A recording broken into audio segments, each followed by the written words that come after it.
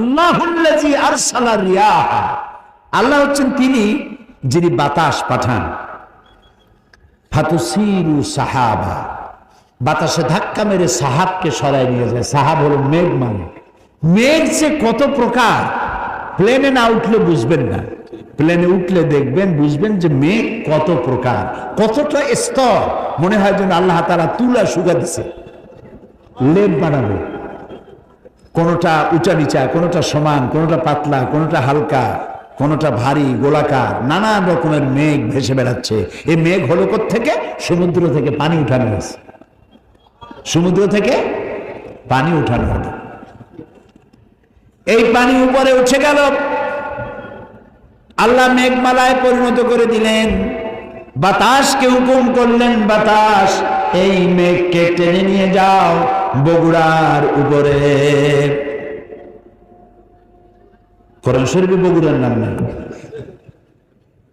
বেহুদা আনন্দ করার কোনো কারণ নেই। আমি ব্যাখ্যায় বললাম, আল্লাহ তাআলা বাতাসকে হুকুম করেন নিয়ে যাও, যেখানে পানি দরকার সেই জায়গায়, অমুক জায়গায় নিয়ে যাও। তো বাতাস আল্লাহ তো বলেন কোন, আর হয়ে যায়, কোন ফায়াকুন, হয়ে যায়। তো বাতাস এখানে চলে এলো, মেঘ আসে। এখন বৃষ্টির জন্য আল্লাহ বলে দেন বৃষ্টি হ। তো এই বৃষ্টি তো কলসির কান্দার মতো নাজিল হইতে পারতো না? কলসির কান্দা দিয়ে পানি পড়া বোঝেন?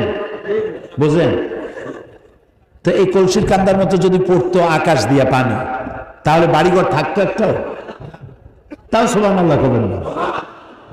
আল্লাহ রাব্বুল আলামিন জমিনের প্রয়োজন মিটাচ্ছেন, আবার যেন মানুষের বাড়ি ঘরে গরু বাছুরের ক্ষতি না হয়, সেগুলো যেন বিপদে না পড়ে, কষ্টে না পড়ে, সেজন্য বিন্দু বিন্দু করে, ফোঁটা ফোঁটা করে বৃষ্টির পানি নাজিল করে দিয়ে পৃথিবীর কোথায় শুষ্ক একটা বালি, এক কোনা মাটি পড়ে আছে, তালাশ করে করে সমস্ত মাটিগুলি আল্লাহ রাব্বুল আলামিন সিক্ত করে দেন, ভিজায়া দেন।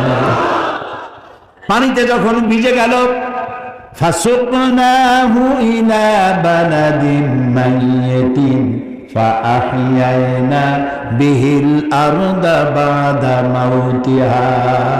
এটা ছিল মরা জমিন। আমি বৃষ্টির পানি দিয়া মরা জমিনটাকে আবার জিন্দা করে দিলাম। সেখানে তুমি বীজ বপন করলে। এখন এই পানিটা কে দিল? সূরা ওয়াকিয়া আল্লাহ তাআলা বলছেন, আফারাআইতুমুল মাআল্লাযী তাশরাবুন আআনতুম আনজালতুমুহু মিনাল মুজনি আম নাহনুল মুনজিলুন। যে পানি তুমি পান করো, আকাশ থেকে নাজিল হলো, এই পানিটা কে বর্ষণ করলো? তুমি করছো না আমি করছি? লাউ নাশাউ জাআলনাহু উজাজান,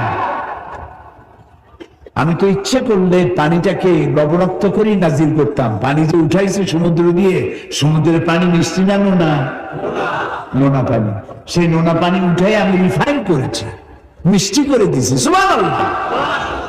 আল্লাহ কি পয়সা চাইছেন? ফালাউলা তাশকুরুন, ও বান্দা কেন শুকর আদায় করো না? এই পানি যদি আমি শুকাই দেই, সূরা মুলুকের মধ্যে আল্লাহ তাআলা বলছেন, قل أرأيتم إن أصبح ماؤكم غورا فمن يأتيكم بماء معين। বলো দেখি সবে, শুকাইয়া যদি যায় এই জমিনের পানি, তাহলে হেথায় তটুনির ধারা কে দিবে সবারে আনি। আমি যদি মাটির নিচে, মাটির লেয়ারে, মাটির নিচে পানি আছে না, তাও কথা বলে, আর পানি না থাকলে আপনি টিউবওয়েল তো উঠান তো। মাটির নিচের পানি, খালের পানি, বিলের পানি সব যদি আমি আল্লাহ শুকায় দেই, তাহলে আমি আল্লাহ ছাড়া এমন কে আছে নতুন করে আবার মরা গাঙ্গে পানির জোয়ার এনে দিতে পারে? আছে কেউ? বলেন সুবহানাল্লাহ, সুবহানাল্লাহ। এভাবে করে আল্লাহ তাআলা পানির ব্যবস্থা করে দিচ্ছেন। সেই আল্লাহ এই পানির চক্রাকারে এই পানি দিয়ে আল্লাহ তাআলা সব সৃষ্টি করেছেন এবং পানি দিয়ে পৃথিবীর মানুষকে ধন্য করেছেন। আল্লাহ তাআলা বলছেন, দেখো পৃথিবীকে সজ্জিত করেছি, কোন জিনিসকে আমি খালি খালি বানাই না। এই যে ব্যাংকগুলা, ব্যাংক আছে না, এই ব্যাংকগুলো সব চালান দিছে ওই যে অনেক আগে যে সব সরকার ছিল, বাংলাদেশের ব্যাংকগুলি সব পাঠাই দিয়েছে চায়না। ওরা তো ব্যাংক খায়। আমি ব্যাংকক গিয়েছিলাম, মেলবোর্ন ইউনিভার্সিটিতে মাহফিল ছিল। মেলবোর্ন অস্ট্রেলিয়া, যার রাজধানী সিডনি, মেলবোর্ন ইউনিভার্সিটিতে আমার মাহফিল।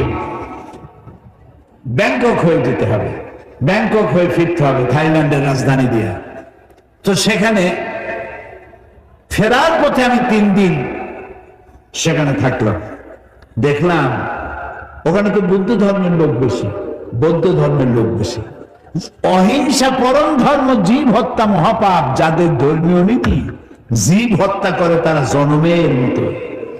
রাস্তার ধারে আমাদের দেশে যেভাবে বাদাম বাজে, ওইভাবে রাস্তার ধারে ঘিতে করে, এই কড়াইতে করে ঘি দিয়ে ভাজে। তেলা পোকা, উই পোকা, সার পোকা, উৎসুঙ্গা, তারপরে আর কি কি আছে, আরশোলা, আর কি আছে এই গাছের সাদা সাদা পোকা, এইগুলি ভাজি করে।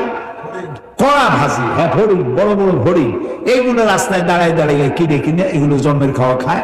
আর ব্যাঙের সব তৈরি করে, আস্তে আস্তে ব্যাঙ গ্রিসে করে নিয়ে আসে 5 স্টার 7 স্টার হোটেল, বড় বড় ব্যাঙ, সেগুলো নিয়ে আসে ব্যাঙের সব, এমন ভাবে বসায় রাখে মনে হয় লাভ দিয়ে মাথার উপর পড়বে।